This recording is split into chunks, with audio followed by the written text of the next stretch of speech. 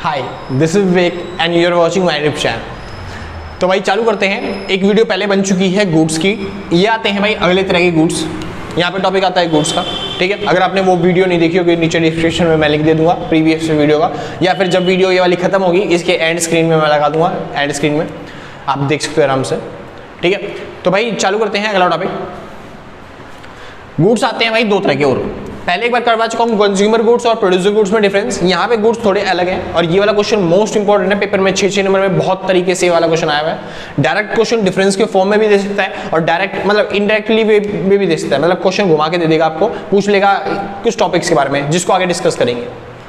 तो फिलहाल यहाँ पे आपसे पूछ रहा है गुड्स के बारे में। दो तरह के गुड्स होते हैं। पहला गुड्स होता है भाई इंटरमीडिएट गुड्स और दूसरा होता है फाइनल गुड्स। अब ये मध्यवर्ती वस्तु यानी कि इंटरमीडिएट गुड्स क्या होता है और ये फाइनल गुड्स क्या होते हैं यानी कि अंतिम वस्तु क्या होती है, ठीक है। हाँ जी, तो चालू करते हैं। इसको समझाने से पहले एक एग्जांपल सीखते हैं। एग्जांपल क्या है समझिए ध्यान से। एग्जांपल, मान लो मैं एक बिजनेसमैन हूँ और मैं कोई माल बनाना चाहता हूँ और उसे बेच के पैसा कमाना चाहता हूँ। सिंपल ना, ठीक है। मैंने एक इंडस्ट्री खोली जिसके अंदर मैं बनाऊंगा चिप्स। क्या बनाऊंगा? चिप्स, ठीक है। मैंने चिप्स का एग्जांपल ले लिया कि मैं चिप्स बनाने चाहता हूँ अपनी फैक्ट्री के अंदर। तो मैंने चिप्स बनाने के लिए सबसे पहले खरीदी होगी आलू। क्या खरीदी होगी? आलू। तो जैसे मान लो ये डब्बा दिख रहा है, ये बॉक्स, मैंने इसके अंदर लिखा आलू, यानी कि मैंने आलू खरीदी है ताकि मैं उससे क्या बना पाऊँ? चिप्स बना पाऊँ। पोटैटो खरीदा मतलब, हाँ जी। तो मैंने आलू खरीदी है जिससे मैं चिप्स बना पाऊँ। कितने की? मैंने खरीदी है 500 रुपए की आलू, एग्जाम्पल के लिए। भाई छोटा बिजनेस है मेरा, ज़्यादा बड़ा नहीं है। हाँ जी, तो मैंने 500 रुपए की आलू खरीदी ताकि मैं क्या बना पाऊँ? उससे चिप्स बना पाऊँ। सिंपल बात है। और जब मैं उससे चिप्स बनाने लग गया तो मेरा मसाला, मिर्ची या फिर उसको तलने के लिए खर्चा, पानी जितना भी लगना था, मैंने टोटल एक्सपेंडिचर किया और ये खर्चा मेरा बनाने का मतलब आलू से चिप्स बनाने का खर्चा मेरा 500 रुपये और आ गया। 500 रुपये की तो आलू खरीदी, 500 रुपये मेरा उसको बनाने का मतलब आलू से चिप्स में ट्रांसफॉर्म करने का खर्चा मेरा कितने का पड़ गया? 500 रुपये का। यानी कि अब मेरी चिप्स जो बन के आ गई, यानी कि मेरी जो चिप्स तैयार हो गई वो कितने की बन के तैयार हो गई? 1000 रुपये में। 500 रुपये की आलू और 500 रुपये चिप्स को मतलब आलू को चिप्स में ट्रांसफॉर्म करने का खर्चा, यानी टोटल हो गया 1000 रुपये में मेरी चिप्स बन गई। आसान है, ठीक है। लेकिन इसके बाद भी क्या ऐसे मान लो यहाँ पे चिप्स पड़ी हुई है बहुत सारी और कोई मेरे से बोलता है भैया मेरे को 50 रुपये की 100 रुपये की चिप्स दी है या फिर 10 रुपये की चिप्स दी है, तो क्या मैं ऐसी पैकेट उठा के मतलब ऐसे खुले में उठा के उसको दे दूंगा, ले भाई चिप्स तू? ऐसा नहीं होता। हम हमेशा पैकेट में फिर चिप्स लेते हैं इस तरीके से, ठीक है भाई। तो उस टाइम पे मेरे को पैकिंग करवानी पड़ेगी उसकी, तो मैंने पैकिंग के पे और अपने स्टोर तक पहुंचाने में मेरे चिप्स भाई गोडाउन से थोड़ी ना बिक जाएगी, यहाँ से मेरे को अपने स्टोर तक पहुँचानी पड़ेगी। सिंपल बात है। हाँ जी, तो मेरे अपने स्टोर तक पहुँचाने पे और पैकिंग पे दोनों पे खर्चा किया, यानी कि चिप्स को पैक करवा दिया मैंने, पैकिंग और डिस्ट्रीब्यूशन दोनों पे मैंने चिप्स पे खर्चा किया और 500 रुपये खर्चा और हो गया, यानी कि अब चिप्स कितने का पड़ गई? 1500 रुपये की।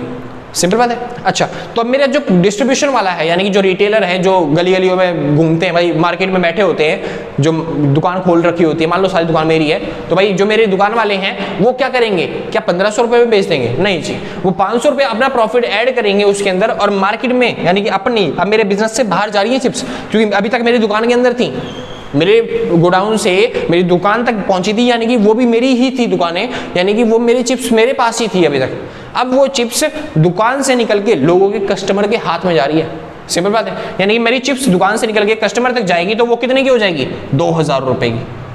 आसान है भाई, कोई दिक्कत नहीं। यानी मैं 2000 रुपये में कस्टमर को क्या बेच रहा हूँ? चिप्स बेच रहा हूँ। कोई दिक्कत नहीं। यानी कस्टमर 2000 रुपये की चिप्स लेकर बेच से।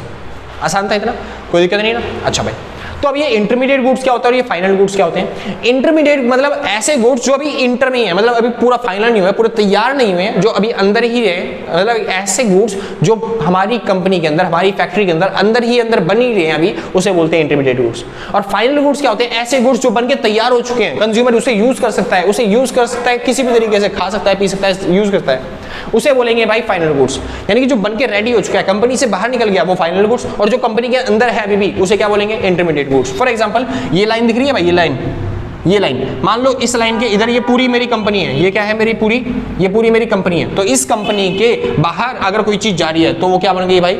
वो बन गई फाइनल गुड्स। और इस कंपनी के अंदर है तो उसका मतलब क्या है? Intermediate goods. आसान है, कोई दिक्कत नहीं ना।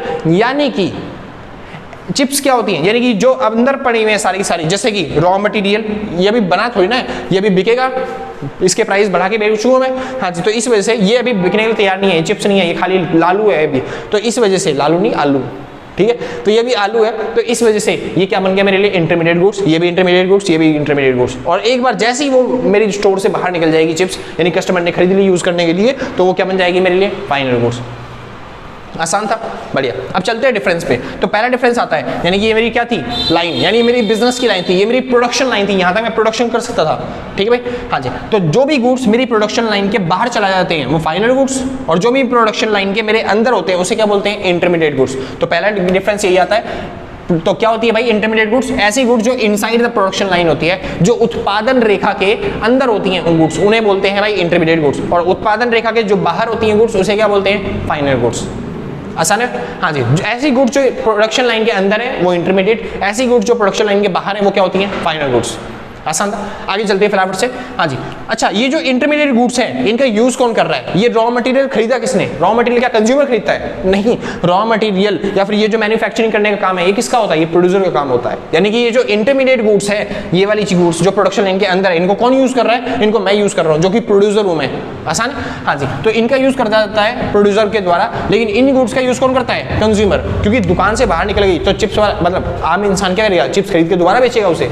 नहीं जी, सिंपल बात है, क्योंकि उस पर एमआरपी ही उतनी लिखी होगी जितनी कंज्यूमर खाने के लिए अफोर्ड करता है। तो इस वजह से कंज्यूमर क्या होता है, अंतिम मतलब जो अंतिम वस्तु होती है, जो फाइनल गुड्स होती है उसका यूज करता है, लेकिन जो इंटरमीडिएट गुड्स का यूज है उसे कौन करता है? प्रोड्यूसर। कोई दिक्कत, कोई डाउट्स? बढ़िया भाई, अगला चलते हैं। इसके बाद प्रोड्यूसर का मोटिव क्या होता है? Profit making. यानी कि ये जो चीजें होती हैं इंटरमीडिएट गुड्स होती है, ये आपका यानी कि इंटरमीडिएट गुड्स क्या होते हैं? प्रोड्यूसर को क्या प्रोवाइड करते हैं? प्रॉफिट। लेकिन जो फाइनल गुड्स होते हैं वो क्या प्रोवाइड करते हैं कंज्यूमर को? सेटिस्फैक्शन। यानी चिप्स खाने से कंज्यूमर को सेटिस्फैक्शन मिलता है, और इन सब चीजों से हमको क्या मिलता है? प्रोड्यूसर को प्रॉफिट मिलता है। आसान भाई, आगे चलते हैं। अगला चीज आती है भाई, देखिए अब ये चिप्स क्या हो गया, ये 500 रुपये प्राइस था। पहले चिप्स का प्राइस कितना था? जब मैंने आलू ली थी उस आलू का प्राइस कितना था? 500 का। यानी कि प्रोड्यूसर 500 की आलू को क्या बना देता है? 1000 की आलू। यानी जब उसके काट के चिप्स बना दिया तो 1000 की होगी वो। 1000 से जब उसकी पैकिंग कर दी, दुकानों तक पहुंचा दी, तो कितने की होगी वो? 1500 रुपए की। यानी कि मैं उसके प्राइस क्या कर सकता हूँ? उसके बढ़ा सकता हूँ। लेकिन क्या कंज्यूमर प्राइस बढ़ा सकता है? क्या वो दोबारा बेचेगा? दोबारा बेचेगा ही नहीं, तो प्राइस बढ़ेंगे नहीं उसके, कोई वैल्यू एडिशन कर ही नहीं रहा वो। यानी कि इनमें वैल्यू एडिशन होती है लेकिन इनके अंदर वैल्यू एडिशन नहीं होती। इसी वजह से यहाँ पे जो प्राइस है उस चीजों के चेंज हो सकते हैं, लेकिन यहाँ पे प्राइस कैन नॉट चेंज। यानी कि प्राइस में चेंज परिवर्तन नहीं होता। यहाँ पे कीमत में परिवर्तन होता है और यहाँ पे कीमत में परिवर्तन नहीं होता। यहाँ पे आप एक और पॉइंट लिख सकते हो, यहाँ पे जो वैल्यू है उन चीजों की वो उनमें एडिशन होता है, लेकिन यहाँ पे उन चीजों की वैल्यू में उसमें एडिशन नहीं होता। आसान है, यानी चीजों की वैल्यू यहाँ पे बढ़ती है लेकिन वहां पे कोई वैल्यू नहीं बढ़ती। आगे चलती है भाई, अगली चीज आती है। अब देखो मैंने आलू खरीदी, किस लिए खरीदी? मैंने रॉ मटेरियल खरीदा किस लिए? मैंने मशीन लगाई किस लिए? ताकि मैं उनको दोबारा सेल कर सकूं, आलूओं को दोबारा सेल कर सकूं। यानी कि ये चीजें क्यों खरीदी जाती हैं? इनको दोबारा सेल करने के लिए, रीसेल करने के लिए। लेकिन ये किस लिए खरीदी जाती हैं? ये कंज्यूमर कंज्यूम करने के लिए खरीदता है, अपने सेटिस्फैक्शन के लिए खरीदता है, प्रॉफिट कमाने के लिए नहीं खरीदता। तो इनका रीसेल कर सकते हैं, लेकिन इन गुड्स का यानी कि फाइनल गुड्स का रीसेल नहीं कर सकते। इन्हें पुनः विक्रय, दोबारा से विक्रय यानी दोबारा से बेचा नहीं जा सकता, लेकिन इनको दोबारा से बेचा जा सकता है। इतना सिंपल भाई। हाँ जी, ये थे इंपॉर्टेंट डिफरेंस किसके? इन्वेंट्री के, मतलब सॉरी इंटरमीडिएट गुड्स के और फाइनल गुड्स के। आसान है, ये थे इंपॉर्टेंट डिफरेंस इंटरमीडिएट गुड्स के और फाइनल गुड्स के। वो कह रहे भैया एक टॉपिक रह गया, मेरे को पता है भाई एक टॉपिक रह गया जिसका नाम है नेशनल इनकम। एक पॉइंट है नेशनल इनकम। अब भाई इस चैप्टर का मतलब आपकी 12वीं क्लास का सबसे मुश्किल चैप्टर जिसको कहा जाता है ना, वो कहा जाता है चैप्टर नंबर 4 को। मैं टीएस ग्रेवाल के हिसाब से, टीएस ग्रेवाल नहीं वो तो अकाउंट्स में है, मैं टीआर जैन के हिसाब से बता रहा हूँ चैप्टर नंबर 4, ठीक है। हाँ जी, तो सबसे मुश्किल चैप्टर क्या जाता है? चैप्टर नंबर 3 या 4 आप कुछ भी कह सकते हो, जिसका नाम है नेशनल इनकम, जिसके अंदर न्यूमेरिकल्स है नेशनल इनकम। तो एकदम से तो होंगे नहीं आपसे, तो मैं धीरे धीरे करूंगा नेशनल इनकम के टॉपिक समझाऊंगा आपको, ठीक है भाई। तो धीरे धीरे समझाएंगे आपको नेशनल इनकम के टॉपिक्स। बस आपको आज के लिए बस इतना समझ रहे हैं कि ये जो फाइनल गुड्स हैं, फाइनल गुड्स को ही केवल नेशनल इनकम में शामिल, थोड़ा सा उल्टा लिख दिया भाई, हाँ जी, फाइनल गुड्स को ही नेशनल इनकम में शामिल किया जाता है। यानी कि नेशनल इनकम जब आप निकालोगे, क्या निकालोगे? National income. यानी जब आप राष्ट्रीय आय निकालोगे तो उस टाइम पे हमेशा फाइनल गुड्स को लेंगे, कभी भी इंटरमीडिएट गुड्स को नेशनल इनकम में शामिल नहीं किया जाता। भाई मोस्ट इंपॉर्टेंट टॉपिक है, कई बार पिटवाएगा ये वाला टॉपिक। आसान है, ये वाला टॉपिक मोस्ट इंपॉर्टेंट टॉपिक है, कई बार पिटवाएगा। सिंपल बात है। हाँ जी, तो नेशनल इनकम में हमेशा कौन सी चीज शामिल होगी? Final goods. कभी भी इंटरमीडिएट गुड्स को शामिल नहीं करते। क्यों शामिल नहीं करते वो सोचिए ध्यान से, सोचिए ध्यान से। मैंने 500 रुपए की आलू खरीदी, क्या उसे नेशनल इनकम में ऐड कर दूं? क्यों? किसान ने मेरे को आलू बेची है तो उसकी तो इनकम हुई होगी 500 रुपए की, चाहूँ तो मैं उसको नेशनल इनकम ऐड कर सकता हूँ। हाँ जी भैया कर दो, क्योंकि नेशनल इनकम क्या देश की इनकम होती है, तो किसान ने भी तो इनकम कमाई है, उसको भी ऐड करना चाहिए। हाँ भाई कोई दिक्कत नहीं, ऐड कर सकते हैं आराम से, किसान की मैंने इनकम ऐड कर दी। अब ठीक है, मैंने 500 की आलू से क्या बना दिया? चिप्स, और मैंने दूसरी कंपनी वालों को बेच दिया, या मान लो ये कंपनी अलग है, ये कंपनी अलग है, तो मैंने आलू को क्या बना दिया? चिप्स बना दिया, और दूसरी कंपनी वालों को दे दिया। कितने रुपए में? 1000 रुपए में। यानी मेरी इनकम कितने की बनेगी? मेरी इनकम 1000 रुपए की बनी। सिंपल बात है। हाँ जी कोई दिक्कत नहीं। अब 1000 की चिप्स, उन्होंने 1000 की चिप्स लेके उसको पैकिंग करके 1500 रुपए आपके आगे बेच दिया, 1500 रुपए में और आगे बेच दिया, तो 1000 की चिप्स अब कितने की बन गई? 1500 रुपए की। मतलब उसने भी 1500 रुपए की इनकम कमाई। ऐसे करते करते सभी की इनकम जोड़ोगे ना, जब आप 2000 रुपए की फिर इसने कमाई। हाँ जी, तो इस तरीके से जब आप सबकी इनकम जोड़ोगे तो पैसा बहुत ज्यादा हो जाएगा, लेकिन एक्चुअल में देश में इतना पैसा नहीं कमाया गया। इनमें से खर्चे भी माइनस करने पड़ते हैं। कैसे माइनस करने पड़ते हैं? 1000 रुपए जब इसने कमाए, किसने कमाए? इसने कमाए। क्या 1000 रुपए इसने ऐसे ही कमा लिए? नहीं जी, इसने 500 रुपए की चिप्स लगाई, मतलब खरीदी थी। किसी बंदे से इसने 500 रुपए का खर्चा किया, पहले इसने चिप्स खरीदने के, मतलब आलू खरीदने के लिए, बाद में इसने चिप्स बनाई, तो इसका प्रॉफिट जो बचा वो खाली 500 रुपए का प्रॉफिट बचा इसका। सिंपल बात है। हाँ जी, तो ये 500 रुपए ही इसने प्रॉफिट कमाया। ऐसी किसान ने 500 रुपए प्रॉफिट कमाया था, ऐसी इसने 500 रुपए प्रॉफिट कमाया, ऐसी अगले ने, और ऐसी अगले ने। तो 4 बार जब प्रॉफिट कमाया जाएगा, जैसे 1 बार, 2 बार, 3 बार और मतलब कहाँ गया? हाँ जी, इसने 500 रुपए का प्रॉफिट कमाया, तो अच्छा 1 बार, 2 बार, 3 बार और 4 बार। 4 बार जो प्रॉफिट कमाया गया, खाली वो प्रॉफिट जोड़ोगे तब जाके लास्ट वाली जो इनकम बनती है वही बनती है आपकी नेशनल इनकम, यानी फाइनल इनकम। देश में वही पैसा कमाया गया है, बस वो जो पैसा है वो डिस्ट्रीब्यूट किया गया है टुकड़ों टुकड़ों में। इसने 1000 रुपए नहीं कमाए, इसने 500 की तो आलू खरीद ली थी, 500 रुपए इसने कमाए खाली। सिंपल बात है। तो इसी वजह से कभी भी इंटरमीडिएट गुड्स को नहीं लिया जाता, हम केवल वो गुड्स लेते हैं नेशनल इनकम कैलकुलेट करने के टाइम पे जो फाइनल निकल के आ जाती है, जिससे सारी पूरी वैल्यू पता चल जाती है कि वो कितने की आई है। इसमें अगर आप इंटरमीडिएट गुड्स को लेने जाओगे तो एक चीज की वैल्यू डबल लिखनी पड़ेगी आपको, यानी कि आप दो बार लिख रहे हो एक चीज की वैल्यू। 500 रुपए ये तो है ही, लेकिन इसी चीज की वैल्यू आपने दोबारा इसके अंदर इंक्लूड करके लिख दी है। समझ में आया? जिसकी वजह से जो प्रॉब्लम होती है उस प्रॉब्लम का नाम है प्रॉब्लम ऑफ डबल काउंटिंग। तो प्रॉब्लम ऑफ डबल काउंटिंग भाई पेपर में बहुत बार आता है, मैंने एक नंबर में 3 नंबर में क्वेश्चन बहुत बार देखे हैं। What is problem of double counting? तो प्रॉब्लम ऑफ डबल काउंटिंग क्या है? जब आप फाइनल गुड्स को नेशनल इनकम में इंक्लूड करने के बजाय आप इंक्लूड करते हो इंटरमीडिएट गुड्स को, तो उससे जो प्रॉब्लम इकट्ठा होती है या फिर जो वैल्यू एडिशन हो जाती है उसको बोलते हैं प्रॉब्लम ऑफ डबल काउंटिंग। क्योंकि आपको इंटरमीडिएट गुड्स नहीं लेना होता, हमेशा क्या लेना होता है? Final goods. आसान है, कोई दिक्कत नहीं। हाँ जी, तो बस इतना याद रखना। तो पहली चीज, इसको रीसेल, इन गुड्स को रीसेल दोबारा से बेचा जा सकता है, नहीं बेचा जा सकता? अरे नीचे कमेंट कर दो ना भाई, तुमसे नहीं बोला जाएगा तो।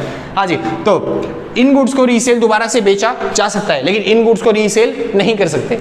आसान है। हाँ जी, इन चीजों के जो प्राइस है वो नहीं बढ़ सकते, लेकिन इन चीजों के प्राइस होते हैं वो बढ़ते हैं। इनको नेशनल इनकम में इंक्लूड किया जाता है और उनको नेशनल इनकम में इंक्लूड नहीं किया जाता। बस क्वेश्चन जो है आपसे थोड़ा घुमा के आएगा। घुमा के कैसे आएगा? वो कहेगा क्वेश्चन वाला इस तरीके से, जैसे मान लो एक चाय वाला है, चाय वाले ने खरीदी चीनी। मैं मोदी जी की बात नहीं कर रहा, वो बहुत ही रिस्पेक्टेड इंसान है, वो उनका पहले काम था, वो अच्छी बात है, ठीक है। मैं एक्चुअल में चाय वाले की बात कर रहा हूँ। तो चाय वाले ने खरीदी चीनी, ठीक है। अब वो चीनी जो होगी वो इंटरमीडिएट गुड्स है या फिर फाइनल गुड्स है? सोचिए ध्यान से, इंटरमीडिएट गुड्स होगी या फाइनल गुड्स? मैं बता दूं, हाँ जी, जो चीनी उसने खरीदी है वो है उसके लिए इंटरमीडिएट गुड्स। क्यों? क्योंकि वो चीनी का यूज करेगा और वो चाय बनाएगा और उस चाय को बेचेगा। तो जो चाय बिक रही है वो फाइनल कस्टमर तक पहुंची है, ना कि चीनी। चीनी कौन यूज कर रहा है? चीनी यूज कर रहा है प्रोड्यूसर। तो प्रोड्यूसर जो यूज करता है वो इंटरमीडिएट गुड्स होती है। आसान है। हाँ जी, वो चाय बना के जो बेच रहा है कस्टमर को, वो चाय क्या हो जाएगी? वो चाय हो जाएगी फाइनल गुड्स। आसान भाई, कोई दिक्कत नहीं। तो इस तरीके से बस क्वेश्चन आएंगे, आप छोटे छोटे क्वेश्चन बड़ी आराम से कर सकते हो, ठीक है भाई। तो यहाँ पे खत्म होता है आज का टॉपिक। तो आज के लिए बस नहीं, मिलते हैं कल सेम टाइम सेम जगह अगले दिन। तो टाटा बाय बाय। अच्छा एक चीज और, वीडियो अगर लाइक करना, मतलब वीडियो अगर अच्छी लगी तो लाइक शेयर सब्सक्राइब करके पक्का जाना। अगर वीडियो अच्छी ना लगे तो फिर भाई नीचे कमेंट्स में लिख के पक्का बताना कि क्या क्या दिक्कत है, हम उसको ठीक करने की कोशिश करेंगे जल्दी से जल्दी। तो आज के लिए बस नहीं, मिलते हैं कल सेम टाइम सेम जगह अगले दिन, और टाटा बाय बाय।